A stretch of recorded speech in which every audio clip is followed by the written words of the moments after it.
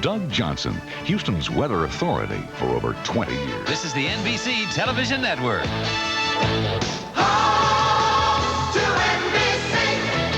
Come on home.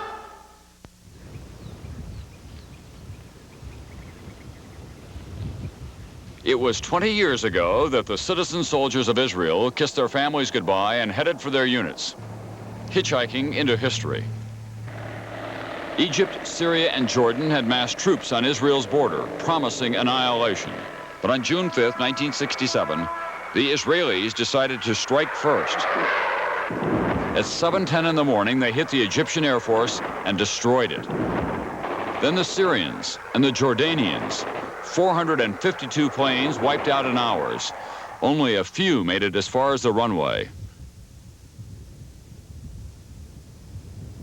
The Israeli tank and infantry divisions were moving as well.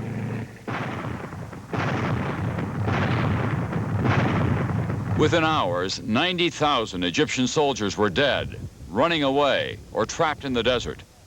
Egyptian President Nasser's threat of genocide ended in total humiliation.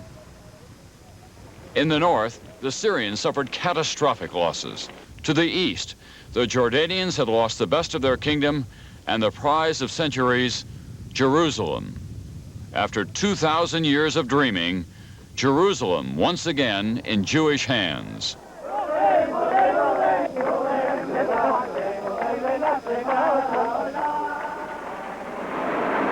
Suddenly, there was a new military power in the world, a warrior state, its soldiers tough, confident, seemingly invincible.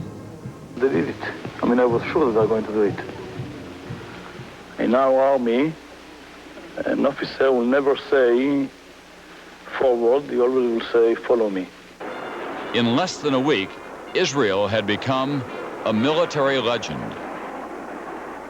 That war and the wars that followed left the Israelis in control, but those wars have not won them peace.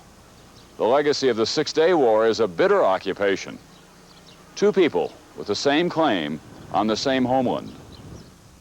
Tonight we're going to spend time in Hebron on the West Bank with the people of the occupation, Arab and Jew, with the soldiers who watched them, and with the people of the holy city that both sides claim as their own.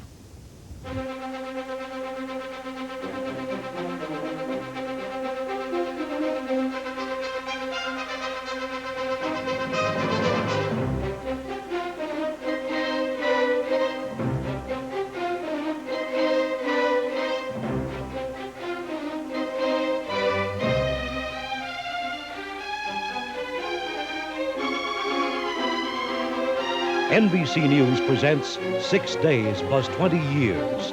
A Dream is Dying. How does your AT&T long-distance call reach out with such clarity? One of the things we can do is convert your voice into digital signals, blocking out virtually all interference so every subtlety is preserved with a clarity that seems right next door. Emma, I didn't know you were home yet. I'm not. I'm still in paradise. We're reaching further to bring your world closer. AT&T, the right choice. Great news, car buyers. Mazda takes the world-class value of the 626 and makes it greater than ever. Buy any Model 626 now and choose $900 worth of options free from Mazda. Or make your best deal on a 626 and get $900 cash back from Mazda. But hurry, these incredible 626 offers end soon. So if you want to save $900 on a 626, act now. Don't wait till it's yesterday's news. Tel Aviv, vibrant, prosperous, modern, the center of contemporary Israeli life, where war is a memory and occupation far from sight. Only 50 miles away is Jerusalem, a city of the world, of Arabs who lost, of Jews who won, where the Six-Day War is never forgotten, a city shared by enemies. And just beyond Jerusalem lies the West Bank of the Jordan River, conquered as well, a place most Israelis never go. Here, centuries and about 2 hours from Tel Aviv is Hebron, the city of Abraham. This is the Kasbah in Hebron, and although it's not obvious on the surface, there is a constant undercurrent of war here. No one is happy with the situation. Many of the Israeli combat veterans who serve here in the occupational army are not happy with that role. Their tactics have damaged the reputation of the Israeli Defense Force. Throughout Israel, there are growing questions about whether the occupation is worth the high price. With every passing day, there is increasing anger on the part of the Palestinians who live here. And the Palestinian children who are growing up under these conditions, they're not just playing war, they're living a war. It all adds up to an ominous future. Peter Kent tonight in Hebron. An Israeli army unit on patrol in the Kasbah. They're close to home, but far from everything familiar. These young soldiers are the enemy, and they know it. An American-born Israeli, Joel Greenberg, was one of them just a few months ago. What sort of things would go through your mind in uniform as you went through these? Well, while I was walking here, I would be very jumpy, rather nervous, kind of looking around and behind me in every direction to see if there was anybody who wanted to attack us. The troops have reason to be jumpy. We were in the Kasbah on market day. The soldiers call it stabbing day. Suddenly, a shout in the distance. Panic and confusion in the Kasbah. Word spreads quickly. An Arab has attacked a Jew with a knife. Armed Jewish vigilantes rush up offering unwanted help and advice. But the assailant has escaped. A roundup of young Arab men begins, an almost weekly ritual in the Kasbah. Militant Israelis grab at our camera. They block us from recording face-slapping and humiliating treatment. Later, pictures are allowed of subdued suspects. This is what Palestinians fear every day, being in the wrong place at the wrong time. This is what the occupation is all about. If you're an Arab male between the ages of 15 and 30, this can happen anytime, anywhere, and often. They are resigned to it, but they hate it. Identity cards are checked, then thrown on the ground. When the soldiers finish, Arabs will have to grovel to collect their own. Whenever there's trouble, the whole community pays. The Kasbah is locked tight. A curfew. Arab shops closed. Arab families hoping for word their sons will be home tonight and not taken to jail. Hebron jail. Allegations are commonplace of brutal treatment of Arab security prisoners by Israeli secret police in the cells of the dark structure that looms above the city. The man who runs Hebron jail, in fact the commander of half of the West Bank, the law here, is Colonel Gabi Aviv. What about prisoner abuse? He doesn't know of any incident where somebody was either tortured or was wounded in such a way drastically after interrogation. There are two sets of laws here. Jews live under Israeli civilian justice. Arabs are under the thumb of the military, second-class citizens in their own land. Palestinians aren't allowed to compete with Israeli enterprise. They can't even grow or sell vegetables without a permit. Arabs can't travel into Israel or abroad without a permit. And they can't carry weapons as Israeli civilians do.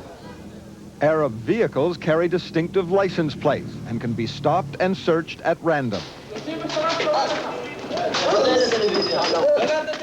Every day, Arabs are arrested for resisting the occupation.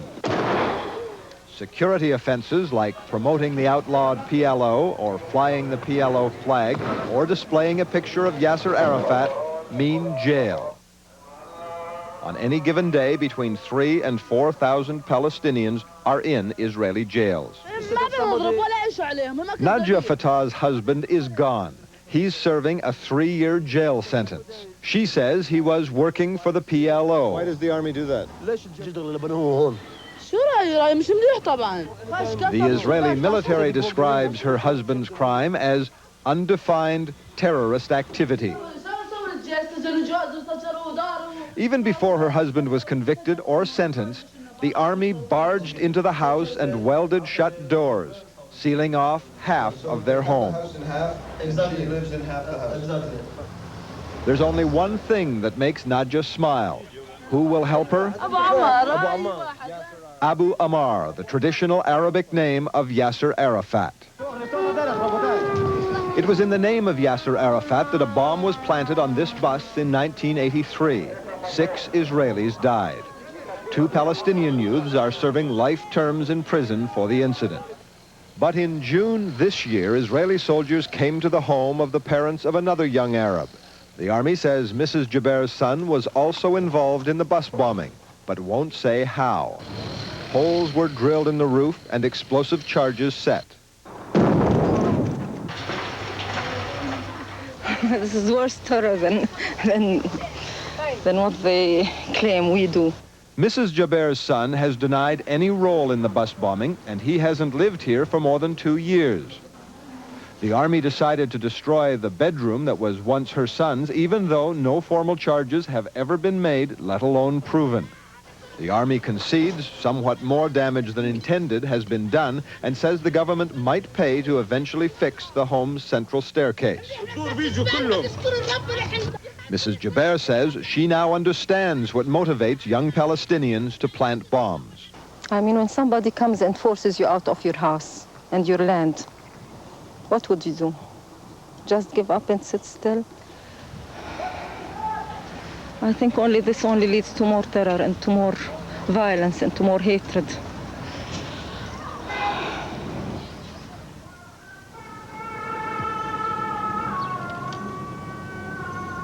There are occasional moments of biblical peace and serenity on the West Bank.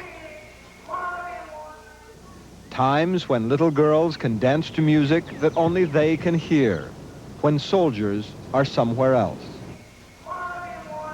Times when a grandfather can walk small children across the fields of the apostles and wonder, perhaps, what sort of life they will inherit here. For 500 years, the Palestinians have lived under foreign domination. The Turks, the British, the Jordanians, the Israelis. But as bad as it is, as hopeless as their dream of an independent nation often seems, these Palestinians believe they're the lucky ones, that while more than 3 million Palestinians are scattered around the world, they're still here, maintaining a claim to a land. These are the Dudeen children. The history of their family is the history of the Palestinians. Their great-great-grandfather was imprisoned by the Turks, their great-grandfather by the British, their grandfather by the Jordanians, and their father by the Israelis. I am with PLO to achieve our great aims in freedom and independence, to live in a free state. Ahmed Dudeen was a school teacher. He was fired, imprisoned, and is now restricted to his village because he worked for the PLO. The army has walled in his former school. It is a kind of jail. A jail? Yes. Trouble here in Dura is common because, like the rest of the West Bank, these people support the PLO. All of them agree in their point of view that without PLO there is no peace. The children throw stones. Yes. At the Israeli occupation force. Yes.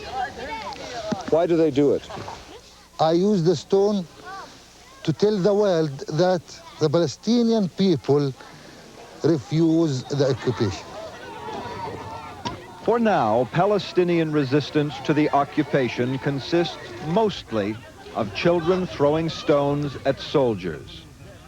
Some days the soldiers are patient, even good-humored.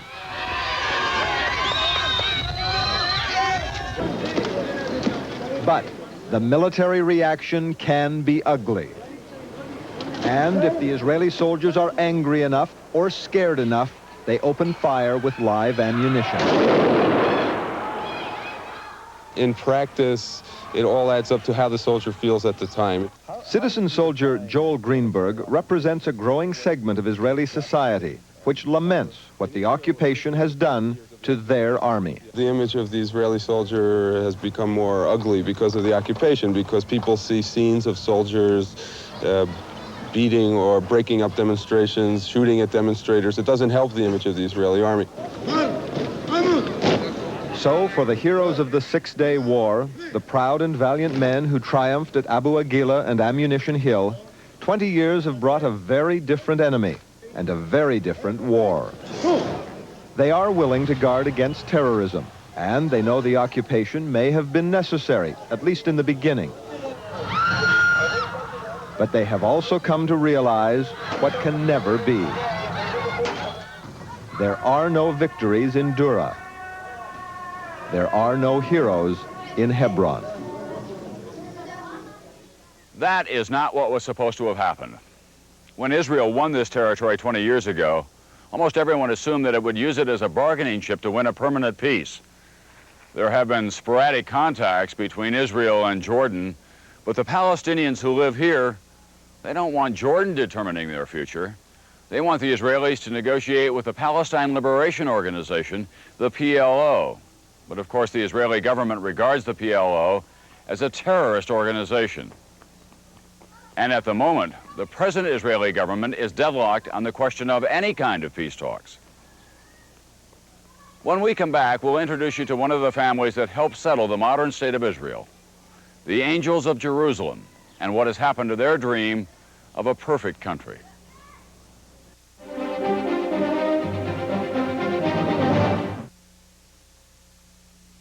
Peter, do we ever cover steak with ketchup? Hamburger is steak, chopped steak, so we use... A1 steak sauce. It makes hamburgers taste like... Steak burgers. Don't cover it. Discover it with A1. I don't give patients pain relievers myself, but as a hospital volunteer, I see the medicine nurses give out. Instead of Tylenol, patients here get aspirin-free Anacin 3. One of the nation's largest hospital systems has replaced Tylenol tablets with Anacin 3. It has the same aspirin-free medicine that's in Tylenol, same strength, but Anacin 3 costs them less. When I saw Anacin 3 in my hospital, I knew I could use it for my headaches, and I found it can cost less, too. Aspirin-free Anacin 3, the better choice. We will move ya, we will move ya. Carry on, carry on. We will move ya, we will move ya. Carry on and on. Filled with hope, filled with dreams. From the mountains to the streams. Carry on. Only Ford has wagons like these. Now during the Ford Wagon Leadership Celebration, get special low financing or cash back on Taurus and Escort wagon. Heart disease, virtually unknown among the Eskimos of Greenland. Why? Studies reveal that an oily fish diet rich in omega-3 helped reduce the buildup of fatty deposits in their arteries. If you're not eating enough of these fish, you can get the highest percentage concentration of natural omega-3 only in Promega, cholesterol-free Promega. Add it to your reduced fat dietary plan and help reduce your risk of heart disease. All natural, more omega-3, cholesterol-free. The big mouth is now the fresh mouth, thanks to new super strength Polident. Now with a minty mouthwash ingredient, so it freshens dentures as it cleans them.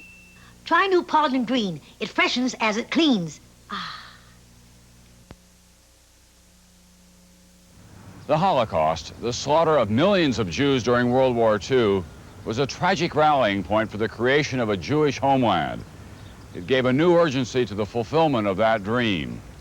But even before the Holocaust, there were Jews living here among the Palestinian Arabs. Those Jews were Zionist pioneers, and they have a special claim on the dreams of this place.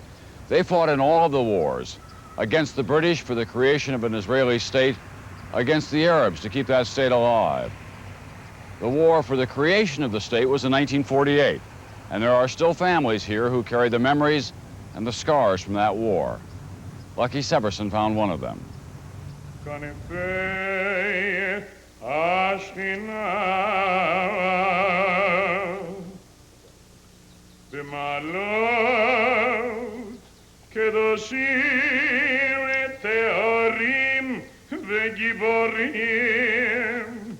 On Remembrance Day in Israel, they memorialize what they cannot forget every other day of the year.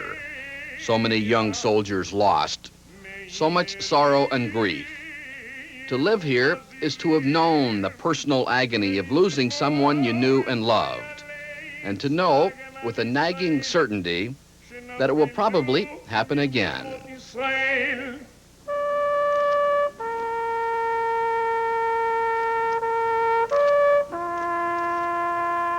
This is the way it has always been for Danny Angel. His memories are filled with wars. When Israel was only a state of mind, he became a soldier in the underground army, the Haganah, fighting first against the British for independence and then against the Arabs for survival. When Jerusalem was under siege, he was one of the officers given the impossible responsibility for keeping the supply lines open. And he can remember his lonely war on this Jerusalem street. You were a sniper. I was sniper because they used to snipe at this end, so we had to snipe back. And we were, if you see this building, where we see all the holes here are from bullets hole. Did you hit anybody? I don't know. I can't tell you. Anyhow, it was enough that they heard the voice of the bullet in order to run away. While Danny was a soldier, he met his wife, Vicky, a Jew from Lebanon. Together, they have survived 5 wars. When my husband went to the War of Independence, we thought that it was going to be the last war, that they prepared the state for our children who were going to live in peace in this state. But that peace is yet to come. Their oldest son, Arik, as required by Israeli law, joined the army when he was 18. He was a tank commander during the Sinai campaign in 1970 when he was killed. I told my husband, I don't want to be here anymore. I can't stand it. So the children told me, okay, bye-bye, mother. You go, we stay. So you've stayed? But I didn't really mean it. It has become a ritual, one day each week for 17 years. The parents putting fresh flowers on Arik's grave, remembering their son. We don't cry when we are there. We just put flowers, we roast, we put water. We think about him, and we spend with him a couple of minutes. We ask ourselves, is it worth it that all these young men were killed? Is it worth it? But it's not us to decide. Danny's family owns the largest bakery in Israel. They supply half the bread for the Israeli army. Each day, the rabbi blesses dough after it is mixed by young Palestinian workers. Half the employees here, about 175, are Palestinians. And Danny Angel is proud of his reputation that he is fair to both Jews and Arabs. The Palestinian workers do seem to be happy here. They even sing while they work.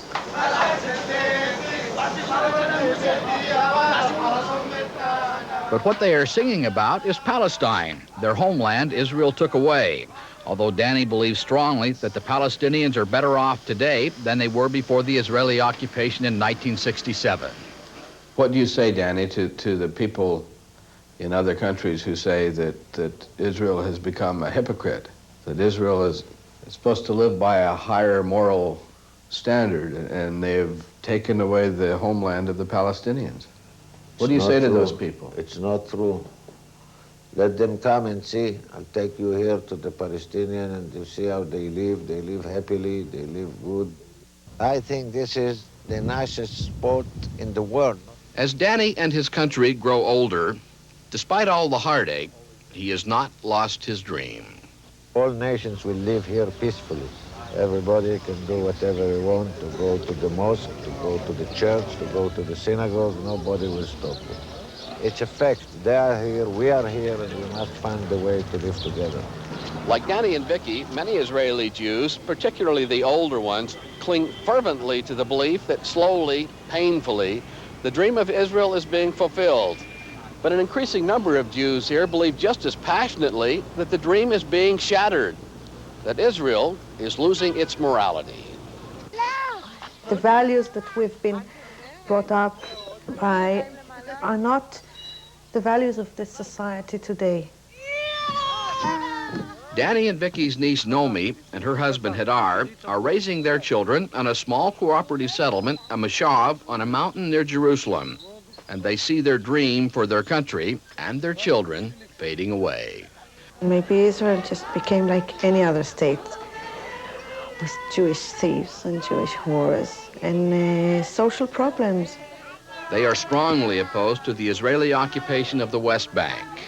I certainly expect this country to behave by higher moral standards. I expect it, yes, and in that sense I am disappointed.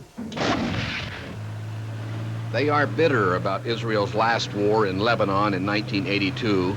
Hadar was called to serve as a doctor in that war. He thought the military had to stop the shelling across the border, but should have pulled out before 700 Israeli soldiers lost their lives.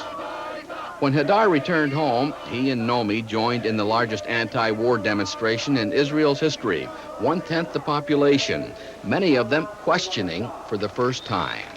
It created a general mistrust towards politicians and towards the army, in the sense that that army generals can do and frequently make mistakes. As they bring up their children, they are less certain of what they are bringing them up to. They don't really like the Arabs, but they believe that ruling them is ruining Israel. Israel may exist more, but maybe it's not the Israel I want to live in. The prophet Jeremiah said, and Isaiah, they all said the same thing. When this country when that country lost its moral foothold, it lost its existence. And I think the same thing is true today. The Nomis and Hadars of this country don't worry quite so much anymore that Israel cannot survive its enemies. They worry more that Israel cannot survive itself. And always, always, the young and old alike wonder when peace will finally come. At Yad Levanim, the memorial to Israel's fallen soldiers, Danny and Vicky find the name of their son, inscribed in Hebrew, on a wall. Well, it's a very sad moment now. Is there any happiness to it at all? Anything that's made it somehow worthwhile? Of course, we have a country. But we still don't have peace. There is a country, and there is no peace. There's no peace on the borders, and there's no peace in the occupied territories. And even today, there are Israelis who are preparing for the battles yet to come. Next, the new pioneers.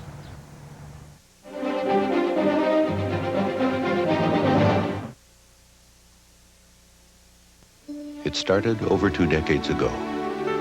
The finest varietal grapes were planted. The world's most costly vineyards. The harvest begins in the Napa-Sonoma growing regions. The greatest winemaking facilities in the world. Cork from Portugal. Oak Cellars. Gallo's first vintage-dated wines. Acclaim. In just 20 short years, the maker of America's most popular wine has become America's most honored winery.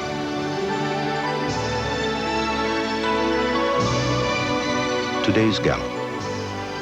All the best a wine can be.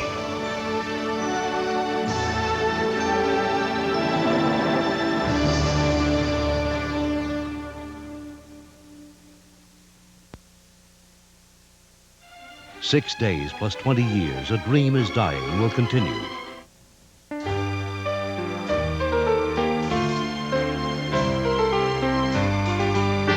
A summer of tennis whites on a sea of green, a hint of gold, strawberries and cream, an invitation to breakfast at Wimbledon.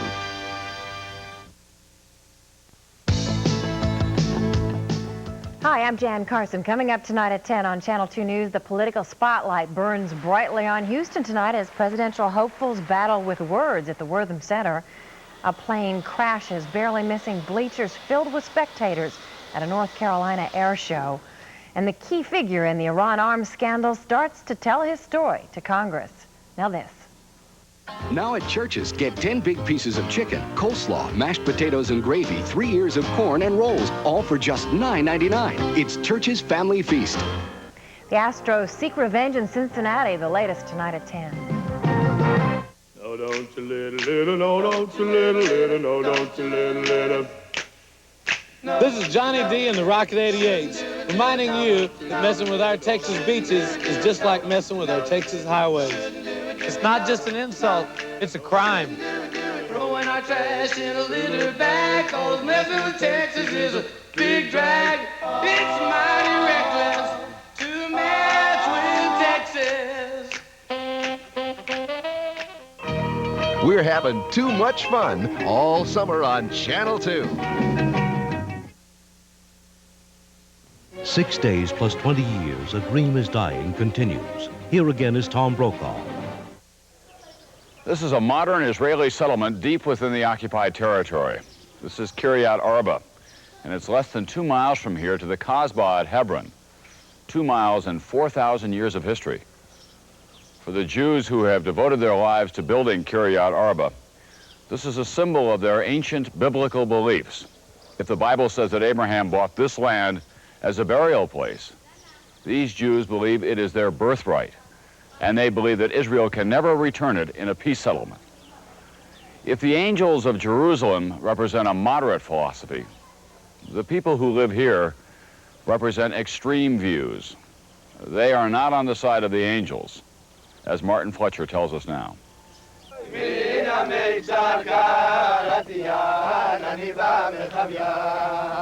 These are the tough ones, the militant ones, the Jews who will never give up.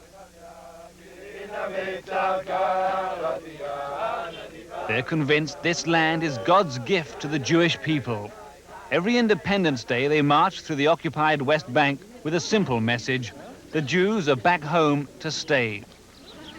We are staying here, and we're not going to give up 1 inch. And the Jews have a right to settle in any part of the land of Israel that they want. These Jews have built new settlements on the Arab land Israel conquered in the 1967 war, the West Bank. Their aim? To make sure this land is never given up again, whatever the cost. And there is a cost. 800,000 Arabs live here. Their numbers are growing fast, and so is their hatred. If Israel does keep the West Bank, in 20 years the Jews may be a hated minority in their own state. I hate them. Dina Jabari grew up a stone's throw from some of the most hard-line Jewish settlers. You lived side by side with these people for 20 years, 21 years. You've never talked to one? No. And I will never talk to them. There's nothing to talk about? Nothing to talk about. They believe with things and they will never change, and we believe with things and we will never change our minds. God revealed himself to Abraham and told Abraham, to your descendants, the people of Israel, will this land belong. Chaim Magani believes Dina's birthplace is his birthright. He was one of the first Jews to settle here after Israel conquered the land. Today, he's a tour guide. And then if you look over there, just behind Hebron, you're going to see some stairs. Chaim brought his family to a barren hilltop. It grew into Kiryat Arba, home to nearly 5,000 Jews. For Chaim and Shoshana, the Arabs are outsiders in a Jewish land. God has given us this area. Not only did God give it to us, just to make sure, for good measure, we even paid for it. We're willing to defend it. This is our home. But how realistic is this dismissal of the political rights of your Arab neighbors?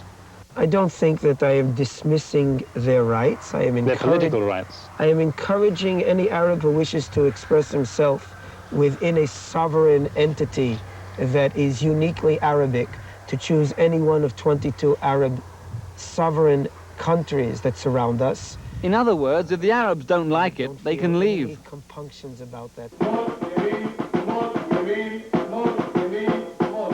Fundamentalist Jewish settlers are few but politically powerful. For while many Israelis disagree with their methods, they agree with their message, that this is the land of the Jews. Arabs disagree. This is our land. We are living here since thousands and thousands of years, and this is our land. Dr. Hamsi Nache is a communist member of the governing body of the PLO. Jewish terrorists from the settlements tried to put a bomb in his car. These are very fanatic people who hate the Arabs and who want the Arabs to leave this country. So when the Jewish settlers tell us that they want to live in peace with the Arabs, you don't believe them? I think it is a farce. I don't think any Jewish settler wants the Arabs in this country. Hebron is the powder keg of the West Bank. A handful of Jewish settlers have forced their way into the heart of this Arab town to reclaim what they believe is rightfully theirs. Jewish homes abandoned 60 years ago, when Arab-Jewish conflict in Palestine climaxed in a massacre of 67 Jews. Their return, backed by the Bible and the gun, has led to bitter resentment. They took my land. I love this. If they come to here, they will take our land. And my son, where it must be to go. Dr. Natche took us around the center of Hebron, the Kasbah. Do you feel that under the law, you Arabs get a fair deal compared to the settlers? No, no, it is absolutely not. Absolutely not.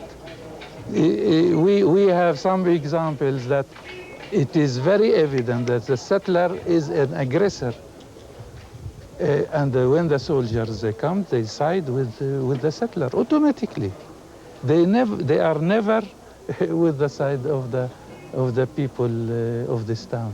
Never. But the Israelis in general believe that the life of the Palestinian under occupation is not that bad. They are mistaken. I ask them, I invite them to come here and see. At one point, I noticed soldiers on a roof watching Dr. Natche. Right now, as we're standing here, a couple of soldiers are on the roof pointing their finger at you. Yes. We're not allowed to film that because we know they will take our cassette away. Are you frightened? No. Well, myself, no. What is the soldier telling you now? Myself. Well, he is threatening me. He is threatening me.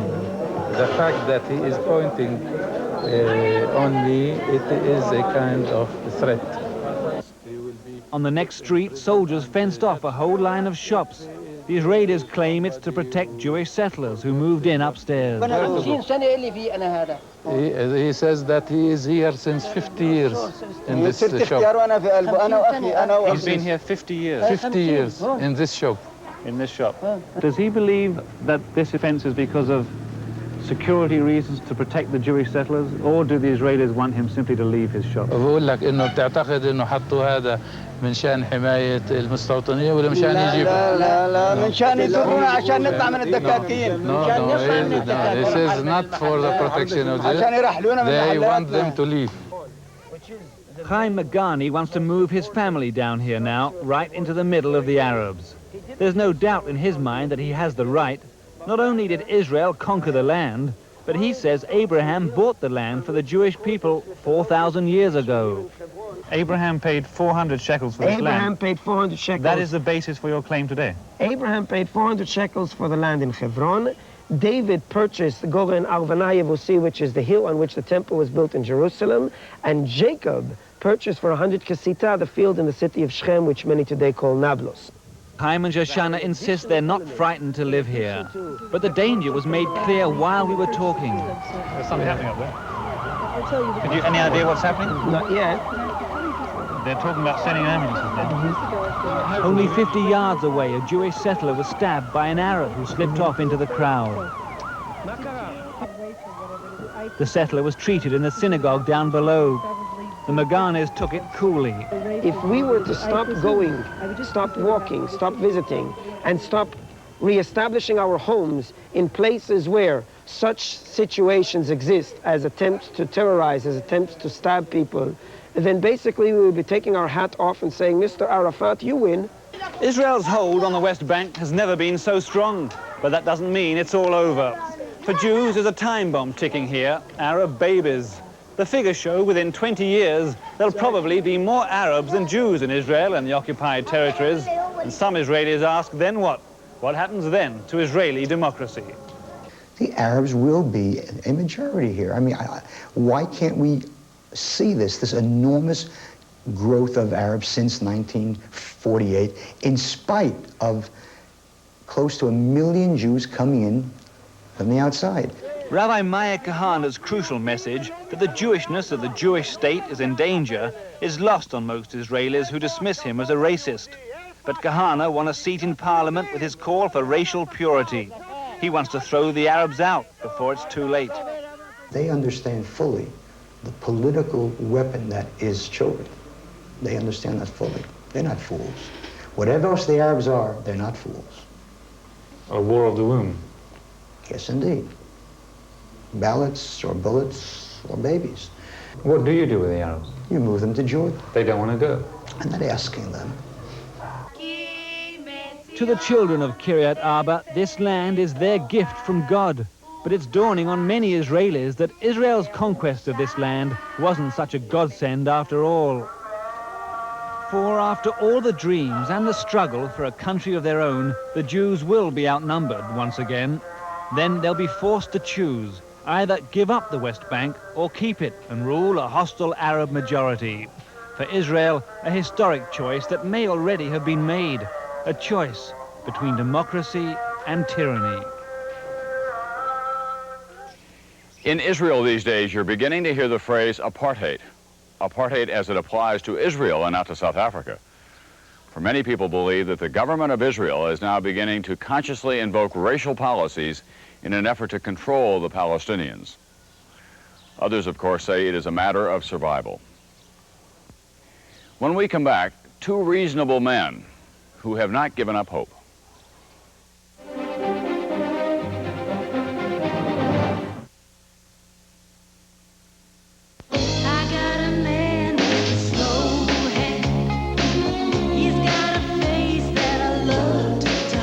Schick Disposable has an improved blade angle to shave you closer for the easy touch. Imagine how good it would feel to be regular for the rest of your life. Time to run, boy? You could be. Irregularity is often due to a lack of fiber, and doctors recommend Metamucil fiber by name. They know how effective use of natural Metamucil can be. Ask your doctor. Baby Sparky would like to sleep in this morning. Metamucil, and you could be regular for the rest of your life. Dan waited a long time to see this. He almost missed it. Not long ago, Dan had a heart attack.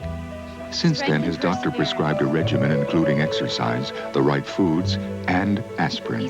Studies with people who have had a heart attack or unstable angina show aspirin helped reduce their risk of a heart attack. He was always there when I needed him.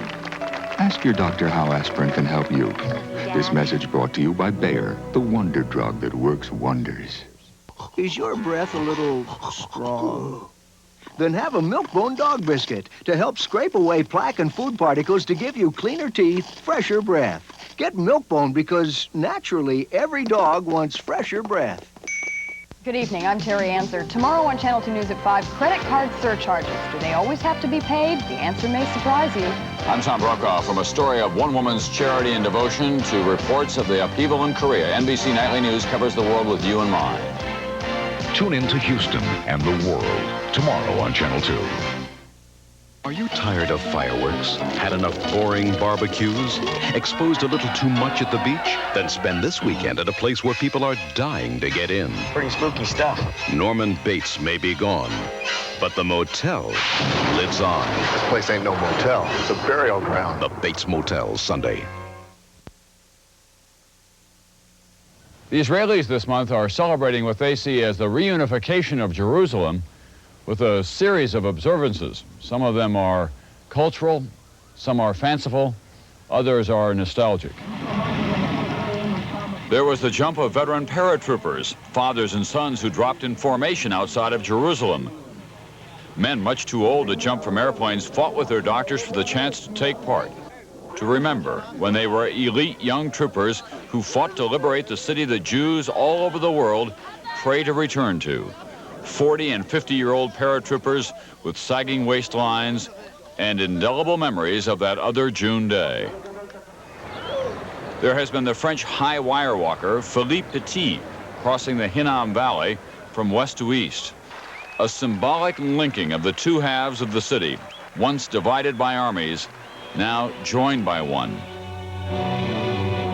And there has been music, the Jerusalem Symphony, and cellist Yo-Yo Ma at the Sultan's Pool.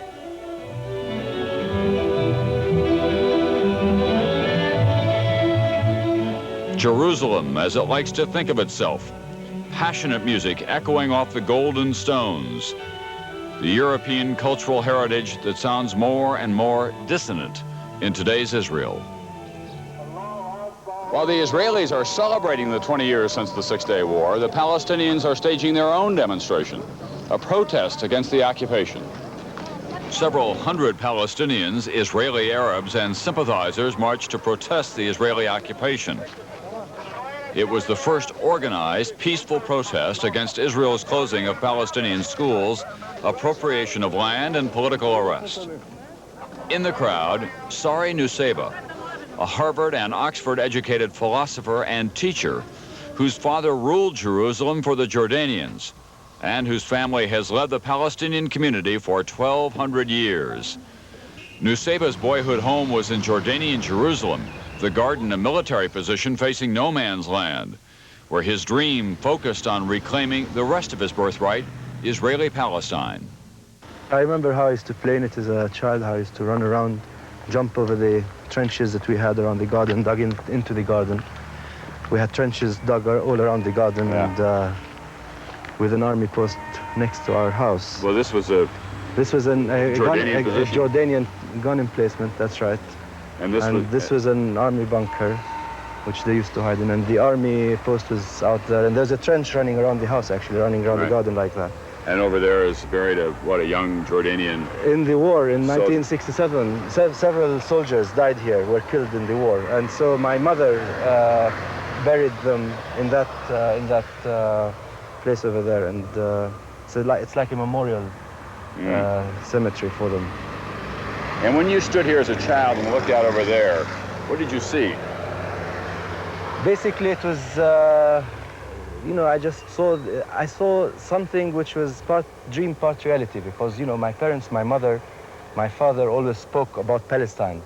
And, as I looked and watched the cross, I thought Palestine, this is Palestine. It was the beginning of my dreams, as it were, that territory. And between here and there, no man's land. The Israelis say they'll never give up Jerusalem, sorry. Yes. And they have a great historic claim on the city. Can you blame them for saying that? I can, because if you love a city so much, if you love anything so much, you should also recognize how much it can be loved by other people other than yourself. This has been a bloody battleground over the centuries. Do you think it will come to that again in the streets of Jerusalem?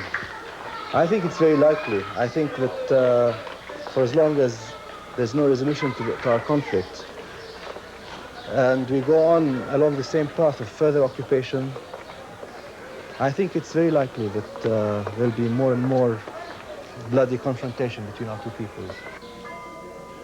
Rabbi David Hartman is an author, a philosopher, and the son and grandson of Jerusalem-born rabbis. He runs a think tank in schools, and he's an advisor to the Israeli army, the IDF. He dreams of getting modern Israelis to look to their biblical heritage to solve today's problems.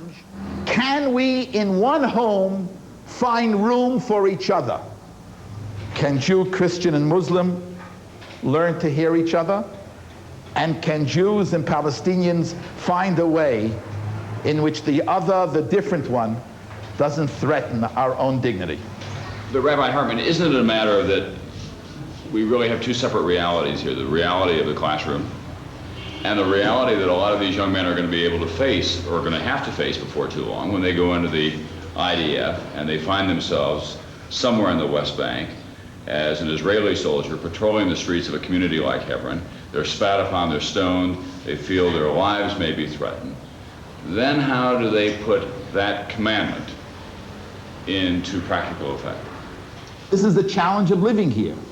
To know that there are real enemies out there who seek very deeply your destruction and at the same time believe that something else is possible. War, security, and the ability to defend ourselves is not the ultimate purpose why we're here. With power, we can learn to love the stranger. Sorry. David Hartman. David Hartman. Nice to meet you. Shalom. I got one of your books called Joy and Responsibility some time ago. It grew out of my struggle here. David Hartman and Sari Nusseibeh have lived for some time in the same city. Both are well-known, respected philosophers. But as is the way of East and West Jerusalem, of Arab and Jew, they had never met until we brought them together. I have the feeling that if we could just work it out between the two of you right here, we could probably solve this intractable problem before the end of the day. But the fact of the matter is that this problem is going to be solved by others. And in the meantime, don't you agree, Rabbi Hartman, that the Israeli policies in the West Bank are making it very hard to communicate at that fundamental level? I would say that there's a very urgent need for a clarification as to policies in the West Bank. I think that we have to articulate a sense in which that our own renaissance requires that the Palestinian people flourish and build a total dignity. How that then translates itself into political frameworks is now open. But that commitment to that urgency has to be heard by the Palestinians. I think that it's quite, I quite agree with you that we as Palestinians need to be told that we are recognized as a people, we are recognized as a people which have rights. Having lived, for 20 years in the kind of political limbo we've been living in is incredible. It's not something that a normal human being can take. It creates an enormous pressure on people, and therefore you have violence, therefore you have the kind of acts of violence that we are finding in the territories, and which we will probably find increasing in the future, unless we are told that we recognize you as another. We recognize that you have rights.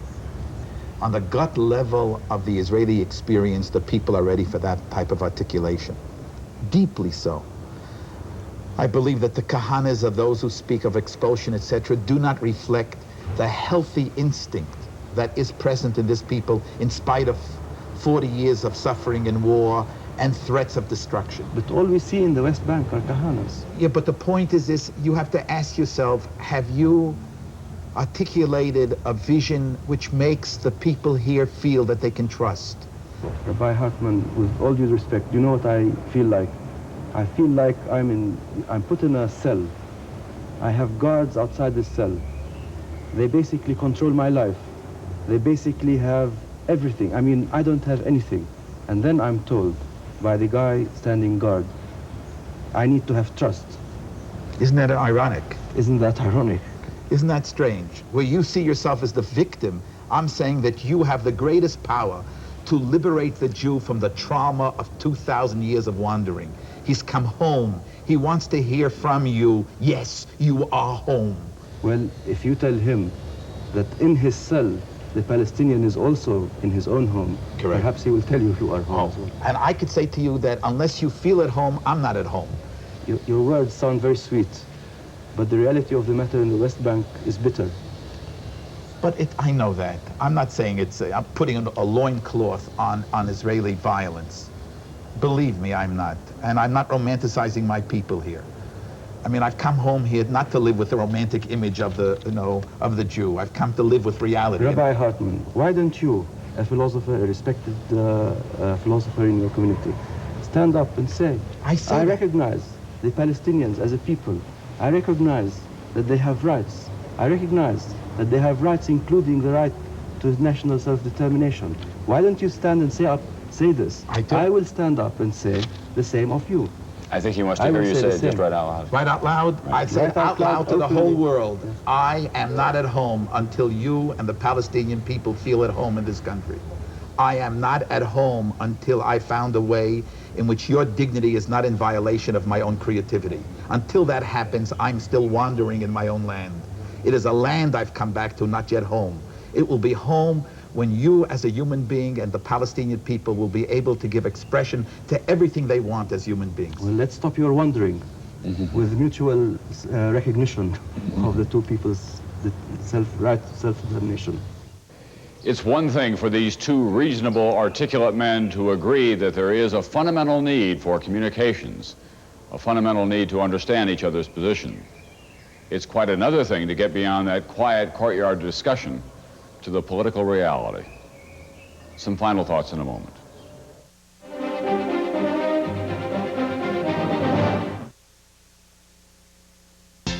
Great news, car buyers. Mazda takes the world-class value of the 626 and makes it greater than ever. Buy any Model 626 now and choose $900 worth of options free from Mazda. Or make your best deal on a 626 and get $900 cash back from Mazda. But hurry, these incredible 626 offers end soon. So if you want to save $900 on a 626, act now. Don't wait till it's yesterday's news. This innocuous little device is a noise meter. All right, check the level. You ready for test? AT&T developed noise meters to measure the background noise of their long-distance calls. And this is their score. What's the score of a fiber optic line being built by U.S. Sprint? Go. Twice as quiet. Call now and save with U.S. Sprint. Why pay more for more noise when you can pay less for less? Relax, we've got plenty of time.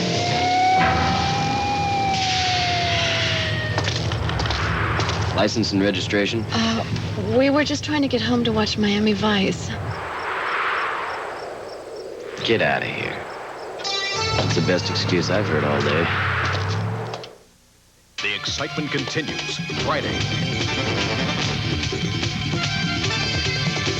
Crime Story after Miami Vice. Friday.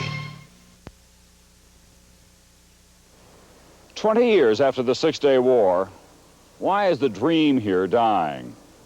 This rich, historic mosaic of people and heritage is at once so alluring, frustrating, and dangerous. People with deep but separate beliefs, trapped by their culture, their ideology, their passion, and they seem unwilling to compromise those beliefs, even though they know they are doomed to conflict. And the consequences of that conflict, unlike ancient times, go well beyond these rocky hills, for this is also a crossroads for the superpowers. The United States and the Soviet Union have great political and strategic investments here. So 20 years after the Six-Day War, there is a compelling need to defuse the bomb that is ticking in the occupied territories. It is a political imperative, and it is a moral imperative. In the Psalms it is written, "Lest the Lord keepeth the city, the watchman waketh in vain." I'm Tom Brokaw. From all of us at NBC News, good night from Jerusalem.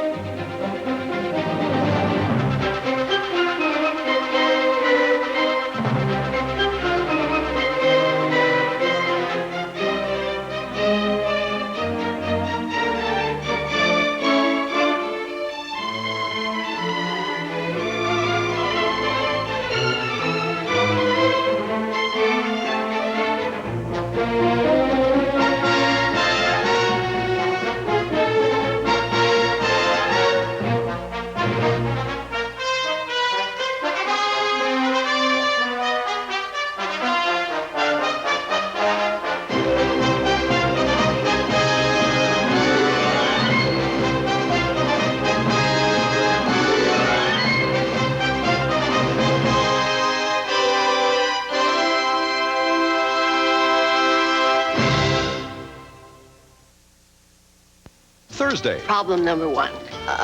Problem number 2. This isn't your problem. Problem number 3. Let's jump in the shower. Molly Dodd after Cheers, Thursday. Sunday, Christy Phillips leads America's Olympic hopefuls. The challenge of the U.S. Gymnastics Championships on NBC Sports World, Sunday. Channel 2, KPRC TV, Houston.